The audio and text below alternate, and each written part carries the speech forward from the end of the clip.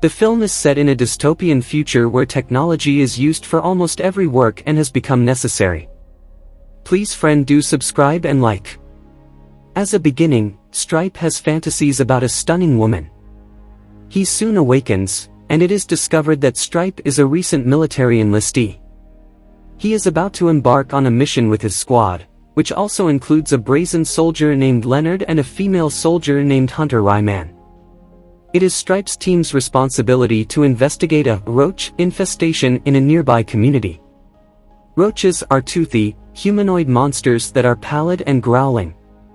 It appears that these creatures are violent and prey on defenseless individuals. Stripe is anxious and afraid because today is his first field day following his training. However, he becomes agitated as Ryman cheers him on. Soon after, the squad reaches a settlement that has just been pillaged by several roaches. The terrified villagers attempt to explain the issue, but the soldiers are unable to understand them because they are speaking in another language. As a result, Medina, the group's commander, pulls out a translator and begins questioning the people. She ultimately finds out that the roaches ran away and went in the general area of Parn Heidecker. Parn is a loner religious freak who appears to have mental health problems. The villagers assert that he allowed roaches to enter his property and even provided food for them. In the interim, Stripe speaks to each of the villagers one-on-one and makes a commitment to one of them that he will do his best to keep them safe. The troops go to Parn's home because they believe he is aiding the roaches. Then it is made known that every military member has a neural implant called MAS in their brain that transmits data via AR, or augmented reality. Additionally, MAS supports military activities that are strategic. As soon as the team arrives to Parn's expansive facility, they begin planning their raid using holographic data displays and maps that each soldier has access to because of brain implants. While the others are tasked with robbing the neighboring outlying buildings, Medina, Stripe, Ryman, and Leonard are in charge of speaking with Parn and searching the main residence. Medina knocks on the door and requests to check his house as they carry out their duty. A few seconds later, a terrified Parn replies, and it seems that he is the only person living there. He initially balks at letting the soldiers into his home. While Medina and Leonard question Parn, Ryman and Stripe immediately begin their search of the second floor. Medina finds various religious symbols on the walls after talking to him for a while. She then understands that Parn is merely protecting the roaches because of some religious conviction that all living things must be protected. She discusses the purported illness in the roach's blood, which doesn't give a damn about common human aspirations, in an effort to disabuse him of this belief. She also informs him that roaches must be eradicated for humanity to live. In the meantime, Stripe and Ryman look for roaches in the upstairs room. They discover a secret room and opt to separate. Stripe notices a blanket in one area that has numerous shadows cast behind it. He pulls back the blanket to discover 3 horrifying bugs. The roaches resemble pale humanoids with pointed fangs, stubby noses, and yellow eyes. One of them raises an enigmatic object with a green light. Immediately after shooting one in the head, Stripe engages in combat with another. He pulls out his knife and stabs the roach in the chest as it tries to bite him. A troubled Stripe keeps stabbing it even after it is dead. He studies the unusual green light apparatus after the incident, and a flash afterwards causes a small strain in his eyes. An escaping roach knocks Ryman down the steps as she runs to assist him. Parn tries to stab Medina at the same time, but he is quickly knocked down and arrested. Medina makes the decision to put the facility on fire in order to get rid of the mystery green light device before they return to their base. In order to ensure that no roaches escape the next time, Ryman is shown practicing her sharpshooting against roach targets the following day. She obviously envies Stripe for killing 2 roaches on his first day because he is a novice. Soon Stripe shows in and starts participating in the exercise. He takes aim at his intended target, but his neural implant malfunctions and he misses. Ryman is concerned, but Stripe argues that everything is fine.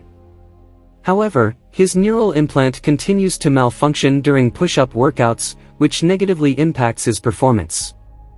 When Medina observes this, he instructs him to visit a physician. Stripe decides to find the cause of the problem, so he travels to the military hospital as directed by his captain. Stripe's implant is put through a diagnostic test by the doctor, who comes up empty-handed. After some time, Stripe tries to talk to the doctor about the green object he discovered in Parn's complex, but the doctor is unable to hear him and just directs him to someone named Arquette. Arquette is a local military psychologist, it turns out. He speculates that Stripe's issue might be related to the fact that he ruthlessly killed 2 roaches. He also asserts that a few days of restful sleep ought to put everything right. Before they part ways, Arquette guarantees to give Stripe a very restful night's sleep by setting up something special for his dreams. In this dream, Stripe's reoccurring vision of the stunning woman enveloped by flowing drapes reappears. But this time, it's more ferocious. She asks him to carry the fetus with her as the lights turn red. The two enjoy a great time once Stripe gives in, but just then, the glitch reappears, waking him up. He rises from his bunk and surveys his fellow soldiers, who are all soundly dozing. Stripe, Ryman, and Medina return the following day to assist with food and supplies in the community. There, Medina alerts the group to information gleaned regarding the whereabouts of the roaches from Parn. Thus, the squad departs towards the specified site to conduct a recon.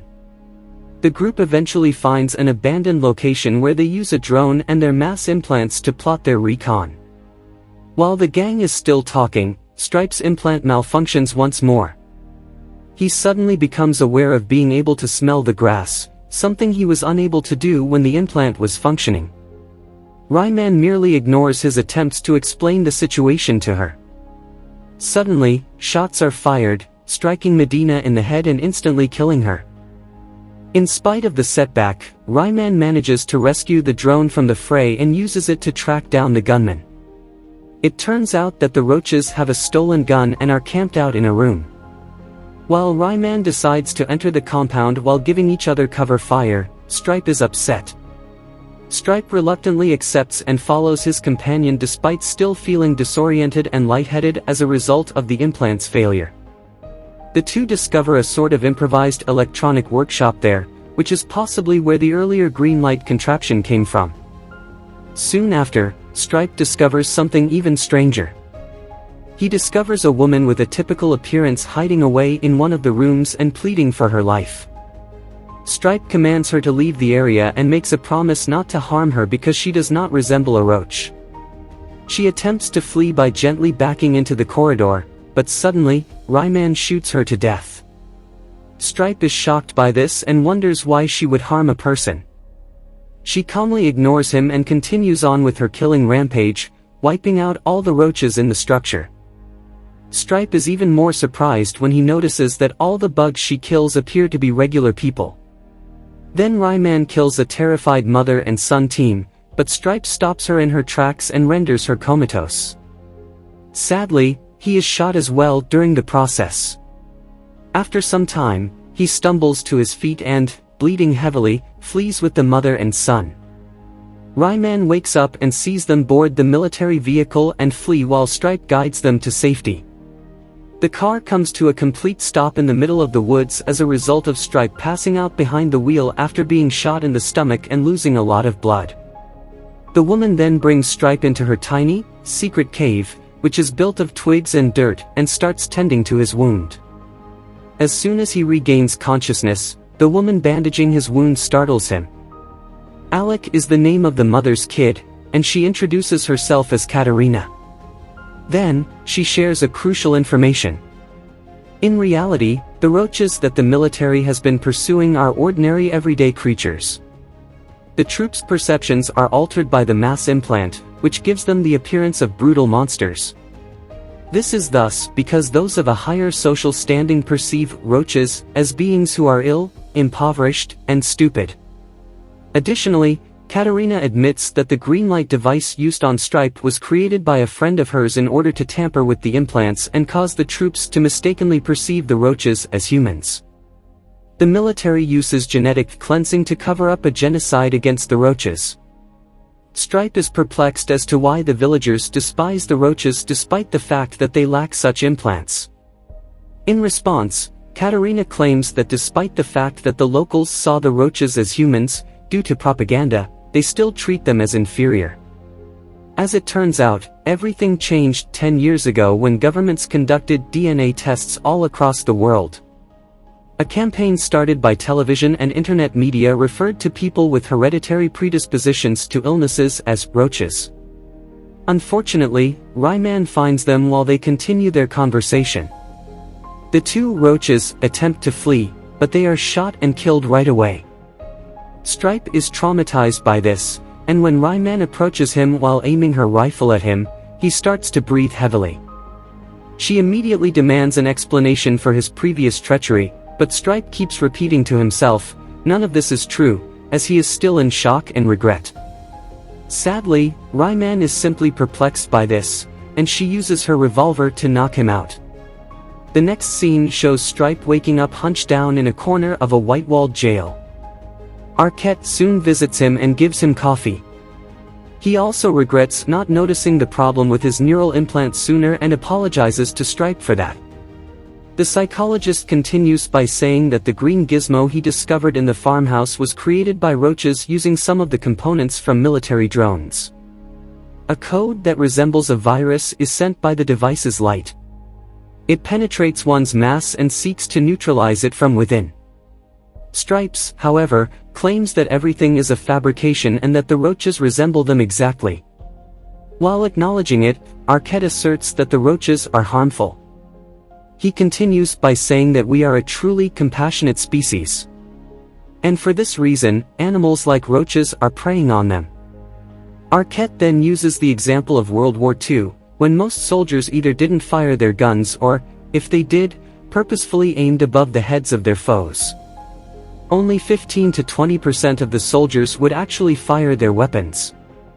Stripe tries to assault Arquette out of rage, but Arquette blinds him with the implant. The crafty psychologist then presents him with two options. Stripe has two options: he can be imprisoned indefinitely or the military can reset his implant, wiping out his recollection of the previous few days and this particular conservation. Stripe initially decides to remain behind bars.